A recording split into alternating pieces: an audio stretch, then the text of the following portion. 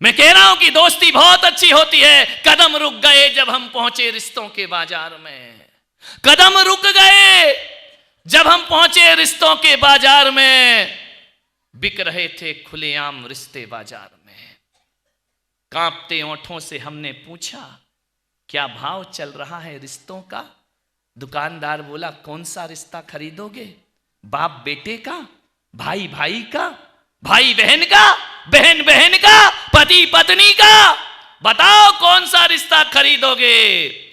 मैंने कहा, ये सब रिश्ते मुझे नहीं खरीदना है, एक रिश्ता है तेरे पास। बोले क्या? मैंने कहा दोस्ती का। उसने कहा महाराज, हर रिश्ता बिक सकता है, ये रिश्ता कभी नहीं बिका करता है। ये रिश्ते बिकाऊ नहीं हुआ करते हैं, ध्यान रखना। ये रिश्ते बड़े अनमोल रिश्ते हुआ करते हैं। यदि सच्चे दोस्त हमारी जिंदगी में मिल जाएं, दोस्ती से कीमती कोई जागीर नहीं होती, और दोस्ती से खूबसूरत कोई तस्वीर नहीं होती। यूं तो कच्चा धागा है ये दोस्ती का, यदि सच्ची हो जाए तो इससे बड़ी कोई जंजीर नहीं होती। ध्यान रखना, इससे ज्यादा मजबूत कोई जंजीर नहीं होती है। दोस्ती सही होना। इसलिए मेरे पास जो भक्त आते हैं ना, मैं इनको भक्त नहीं बनाता, दोस्त ज्यादा बनाया करता हूं। ध्यान रखना, ये पब्लिक जो आ रही है, उमड़ रही है, किस लिए? मैं यदि बिल्कुल निष्प्रह अनासक्त योगी बनकर बैठ जाऊं, धुनी रमा कर बैठ जाऊं, तो मेरे पास कुछ नहीं आने वाला है। ध्यान रखना, जब मैं बच्चों में बड़ा और जवानों में जवान हो जाता हूं, तुम्हारी जिंदगी में आनंद की बरसात हो जाया करती है। मोबाइल से, व्हाट्सएप से, इंस्टाग्राम से दोस्त मत बनाओ, मत बनाओ, मत बनाओ, जिंदगी बर्बाद हो जाएगी तुम्हारी। ध्यान रखना, विचार करना है। ऐसी कैसी दोस्ती हो जाती है तुम्हारी? आज एक षड्यंत्र चल रहा है पूरे देश में। महाजन कौम की बेटियों को बर्बाद किया जा रहा है। आए दिन तुम देख रहे हो, उनकी आबरुआं लूटी जाती हैं, उनके साथ खिलवाड़ हुआ करता है, उनकी अस्मिता लूटी जाती है, और पूरे हिंदुस्तान में एक षड्यंत्र रचा जा रहा है सुनियोजित तरीके से।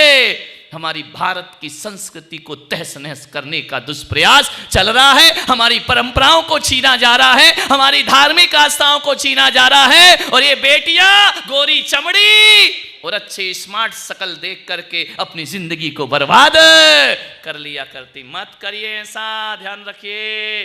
साल 2 साल में क्या फेसबुक से दोस्त बन जाता है, क्या रास्ते में दोस्त बन जाता है। 1 साल के प्यार में 26 साल के प्यार को ठुकरा कर बेटी भाग जाया करती है। जिस माँ बाप ने बड़ा किया है, पाल पोस करके बड़ा किया है, जिस माँ बाप ने इतने एहसान किए हैं तुम्हारे ऊपर, अपने अरमानों का गला काट करके तुम्हारी जिंदगी को बनाना जिस माँ बाप का सपना रहा है, जिस माँ बाप ने तुम्हें इज्जत की जिंदगी दी है, आज उस माँ बाप का सिर झुकाकर समाज में तुम चंद दोस्तों के साथ भाग जाया करती हो। ध्यान रखिए, ये कैसा तुम्हारा जीवन है। मान्यवर, निवेदन है मेरा आपसे, वो स्थिति होती है ऐसी बेटियों की कि यहां से हमारी समाज की बेटियों को ले जाया जाता है, उनका दैहिक शोषण होता है, और जब जी भर जाता है कामुकता की मंडी में उन्हें बेच दिया जाता है। ध्यान रखना, वो बेटी जो भाग करके गई है वो दोबारा कैसा जीवन जिएगी? दोबारा समाज क्या उसे एक्सेप्ट करेगा? क्या परिवार उसे एक्सेप्ट करेगा? क्या कोई लड़का ऐसा है जो भागी हुई लड़की से शादी करने की ताकत रखता हो? कोई नहीं करेगा। ध्यान रखना, उसके लिए एक ही रास्ता बचता है, फिर वो आत्महत्या कर लेती है या कामुकता की मंडी में जाकर व्यवसाय और देह का धंधा प्रारंभ कर दिया करती है। मान्यवर, सावधान हो जाएं हमारी बेटियां। एक बात याद रखना, इज्जतदार घर की लड़की अपने मुंह से पति नहीं मांगा करती हैं, जो माँ बाप दे देते हैं उसे स्वीकार कर लिया करती हैं। ध्यान रखिए, अपने मुंह से अपना पति मांगते हो, ये कैसा चरित्र है हमारा? अरे हम तो उस परंपरा में जीने वाले लोग हैं, हम उस संस्कृति में जीने वाले लोग हैं जहां पिता यदि कोढ़ी से भी शादी कर दे तो मेरे समाज की बेटी कोढ़ी श्रीपाल को भी अपना भाग्य समझ के स्वीकार करती है, और वह कहती है यदि मेरा भाग्य सही होगा तो इस कोढ़ी को भी कंचन सी देह में परिवर्तित कर दूंगी। ध्यान रखना, ये हमारी आदर्श हैं। ये रारिया मैना सुंदरी हमारे देश की आदर्श है, समाज की आदर्श हैं। इन्होंने अपने मुंह से पति नहीं मांगा। पिता ने कहा बोल बेटी कैसा पति चाहिए, बोल बेटी कैसा पति चाहिए। उसने कहा जो मेरे भाग्य में होगा वही मेरा पति होगा। कोढ़ी की देह को कंचन बनाने की ताकत रखो बेटियों। ये चमचमाती देह में फिजूल में फिसल करके जिंदगी को बर्बाद मत करिए। मैं माताओं बहनों से भी निवेदन करूंगा, अपनी बेटियों को विश्व सुंदरी बनाने का सपना मत देखो, अपनी बेटियों को मिस वर्ल्ड बनाने का सपना मत देखो। इतना आधुनिकता में मत ढालो कि मेरी बेटी मिस वर्ल्ड बनेगी, मिस यूनिवर्स बनेगी, विश्व सुंदरी बनेगी। मैं पुलक सागर सपना देखता हूं, तुम माँ बाप होके बेटी को विश्व सुंदरी बनाने का सपना देखते हो, और मैं संत होके कहता हूं मेरी समाज की बेटी विश्व सुंदरी नहीं, मेरी समाज की बेटी तो ब्राह्मी सुंदरी और मैं ना सुंदरी बनना चाहिए। एक आदर्श स्थापित करना चाहिए, सीता जैसी सती बनना चाहिए। ध्यान रखना, सीता ने लाख प्रलोभन देने के बाद भी 2 वर्ष तक रावण की लंका में रहने के बाद भी ना रावण के वैभव पर निगाह डाली, ना रावण की शक्तियों पर निगाह डाली, ना रावण की उपलब्धियों पर निगाह डाली। उसने कहा होगा 3 खंड का अधिपति रावण, मेरा पति तो वनवासी राम ही हुआ करता है, उसके अलावा कोई और मेरा पति नहीं हो सकता है। ध्यान रखिए, कोई आकर्षण में नहीं फंसी सीता, ध्यान रखना। 1000 प्रलोभन दिए, तुझे लंका की महारानी बना दूंगा। सीता ने कहा मैं राम की नौकरानी बनाकर जिंदगी काट लूंगी, लेकिन रावण की महारानी बनने को तैयार। क्या शील का प्रभाव था सीता का। एक तिनके के सहारे जहां चारों तरफ दुश्मन ही दुश्मन रहा करते हैं, एक तिनका यदि चरित्र का सामने कर देती थी तो रावण के पसीने छूट जाया करते थे सीता का स्पर्श करने के लिए। ध्यान रखना, एक तिनका भी हमारा सहारा बन जाया करता है। मान्यवर, ये हमारी समाज हमारे देश के आदर्श हुआ करते हैं। मेरे समाज का एक धर्म ऐसा है, मेरे समाज में ऋषभ देव का दरबार लगता है, और जब दरबार लगता है बेटी पूछती है कि पिताजी आप 3 लोक के नाथ हैं, सारी दुनिया आपको माथा झुकाती है, आपके चरणों का वंदन किया करती है, बताओ पिताजी क्या दुनिया में कोई ऐसा है जिसके आगे आपका सिर झुकेगा। ऋषभ देव ने कहा ये जो अवसर्पणी काल है, इसमें काल दोष के कारण बेटियों मुझे जब तुम्हारा विवाह करना पड़ेगा तो मुझे तुम्हारे पति के सामने मस्तक झुकाना पड़ेगा। मेरे समाज की बेटी कहती है 3 लोक के नाथ मेरे पिता जिसे सारा ब्रह्मांड प्रणाम करता है, हम तुच्छ बेटियों के कारण हमारे पिता का माथा झुके। मेरी समाज की बेटी कहती है हम आजीवन ब्रह्मचर्य धारण करते हैं, हम विवाह नहीं करेंगे लेकिन अपने पिता का माथा झुकने नहीं देंगे। क्या आदर्श रहे उनके, आजीवन उन्होंने विवाह नहीं किया। ध्यान रखना, ब्रह्मचर्य की स्थापना करने वाली कोई देवी इस धरती पर हुई सबसे पहले तो ऋषभ पुत्री ब्राह्मी और सौंदर्य हुआ करती हैं। विचार करिए, सोचना है आपको, कहां गए वो आदर्श हमारे। ये ऐश्वर्या राय, ये दुनिया भर के कलाकार फिल्मी, ये तुम्हारे आदर्श बन रहे हैं। ध्यान रखना, महापुरुष आदर्श नहीं बने। मैं पुलक सागर आपसे कहता हूं ये दर्द है, एक पीड़ा है मेरी। ये फिल्मी हीरो हीरोइन तुम्हारा आदर्श है, ये तुम्हारा कैरेक्टर है, ये तुम्हारा चरित्र है।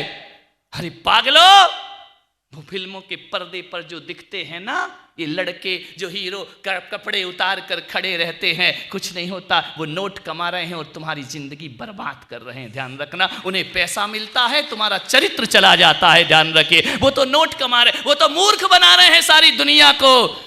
जितना सर्वनाश इस देश का पिक्चरों ने किया है उतना इस संस्कृति को तहस नहस कोई नहीं कर पाया, अंग्रेज भी नहीं कर पाए। ध्यान रखना, मुगल भी नहीं कर पाए। सबसे ज्यादा हमारी सांस्कृतिक विरासत और चारित्रिक पतन में कोई कारण है तो तुम्हारी फिल्मों में आने वाली ये पिक्चरें तुम्हारे चरित्र के पतन का कारण है। मेरे भाई ध्यान रखिए, आपके घरों में इंटरनेट है, आपके मोबाइलों में इंटरनेट है, 24 घंटे क्या देखते हैं ये लोग। ध्यान रखिए मान्यवर, ये तुम्हारे जीवन को तहस नहस कर देंगे। ये हमारे आदर्श कैसे हो सकते हैं? हमारी आदर्श सीता है, हमारी आदर्श द्रौपदी है, हमारी आदर्श चंदन वाला है, हमारी आदर्श मैना सुंदरी और सुरसुंदरी हमारे जीवन का आदर्श हुआ करती है। आपसे निवेदन करता हूं इन बेटियों को इतने आधुनिक मत बनाओ। आप विश्व सुंदरी भी बन गई ना तो जिस सड़क से गुजरेंगे लोग सीटें बजाएंगे, लड़के ध्यान रखना, ये तुम पे तंज कसेंगे, ये तुम्हारे रूप पर आकर्षित होंगे, ये तुम्हें कामुकता की दृष्टि से देखेंगे। और यदि किसी शहर के बीच बाजार से भी कोई बेटी यदि सफेद वस्त्र पहनकर निकलती है तो कामुक से कामुक बेटा भी साध्वी समझ के उनके चरणों को प्रणाम कर लिया करता है। ये हमारा चरित्र है। अच्छे वस्त्र पहनो, अच्छे तरीके से रहो, विचार करिए। एक बेटी मेरे पास आई, बोले महाराज मेरी मम्मी बहुत खराब है। तो मैंने कहा बदल ले। अब क्या कर सकता हूं मैं, खराब है तुम। मैंने कहा क्यों खराब है? बोले मेरे पापा बहुत खराब है। मैंने कहा सब खराब है, तू ही एक अनोखी पैदा हुई घर में। मैंने कहा क्यों खराब है? बोले देखो ना, मेरा भैया 12 बजे रात को भी आए तो मेरी मम्मी कुछ नहीं बोलती है, मेरे पापा कुछ नहीं बोलते हैं, वो कुछ भी पहने कुछ नहीं बोलते हैं, मेरे पहनने पे रोक लगती है। मैं लेट घर आ जाऊं, 5 मिनट स्कूल कॉलेज से 10 प्रश्न पूछे जाते, कहां थी, क्यों गई थी, क्यों लेट हो गई। विचार करिए, मैं कुछ भी करूं, मेरे कपड़ों पर रोक है, मेरे बोलने पर रोक है, मेरे घूमने पर रोक है, मेरे यहां वहां जाने पर रोक है। हमारे साथ ये दोयम व्यवहार क्यों होता है? भैया के साथ तो कुछ नहीं होता, वो कुछ भी करे, पापा कुछ नहीं बोलते, मम्मी कुछ नहीं बोलती है। मैंने कहा एक बात ध्यान रख बेटा, तेरी मम्मी बहुत अच्छी है, तेरे पापा बहुत अच्छे हैं। बोले खाक अच्छे हैं, थोड़ी सहेली के यहाँ चला जाऊं तो 10 फोन करती है, कहाँ है, क्या कर रही है। मैंने कहा एक बात बता, मैं मालेगांव की बेटियों से भी निवेदन करना चाहता हूं कि आपके घरों में किसी के घर में तो होगा ना एक आध हीरा तो होगा, हीरे की अंगूठी तो होगी ना। आप बताइए, हीरे की अंगूठी को माँ बाप कहाँ रखा करते हैं?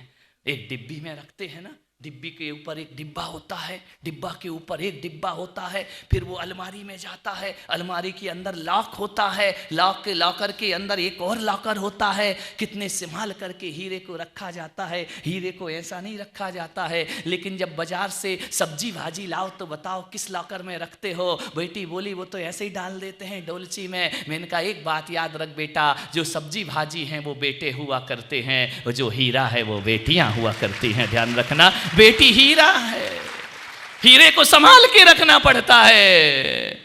ये लड़के सब्जी नहीं, यहां के लड़कों की बात नहीं कर, कहीं भी पड़े रहे, इनसे क्या लेना देना है। ध्यान रखना, बेटी घर की इज्जत है, ध्यान रखना, बेटी घर का चरित्र है। विचार करिए, बेटी को बहुत संभाल के रखना पड़ता है। आज माँ बाप इस हालात में, इस वातावरण में बेटी को जन्म देने से डर रहे हैं। ध्यान रखिए, एक बेटी पैदा हो जाए तो एक बाप सोचता है, वो ऐसे जीता है, ऐसे जीते हैं मां बाप। एक बेटी को पालना हाथ पे अंगार रखने जैसा है। ध्यान रखना, मान्यवर, मैं बेटियों से निवेदन करूंगा, विचार करना है आपको, ऐसे भागो मत। अंतरजातीय विवाह हो रहा है, अपनी धर्म संस्कृति को खोया जा रहा है, अपनी धार्मिक आस्थाओं से खिलवाड़ हो रहा है। मान्यवर, इससे ज्यादा पतन के रास्ते कोई दूसरे नहीं हो सकते हैं। ध्यान रखिए, आपसे निवेदन है, लव जिहाद करके पूरी दुनिया को बर्बाद किया जा रहा है।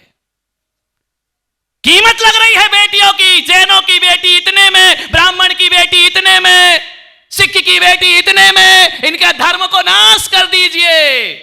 मान्यवर ध्यान रखना, आज हजारों लड़कियां भाग गई हमारी समाज के, यदि आंकड़े देखोगे ना, भाग गई थोड़ी सी चिकनी चुपड़ी बातों में, चमचमाती देह में, ध्यान, गोरी चमड़ी, इसमें आकर्षित हो जाती हो, अपने धर्म, अपनी संस्कृति, अपनी सभ्यता को खो दिया कर।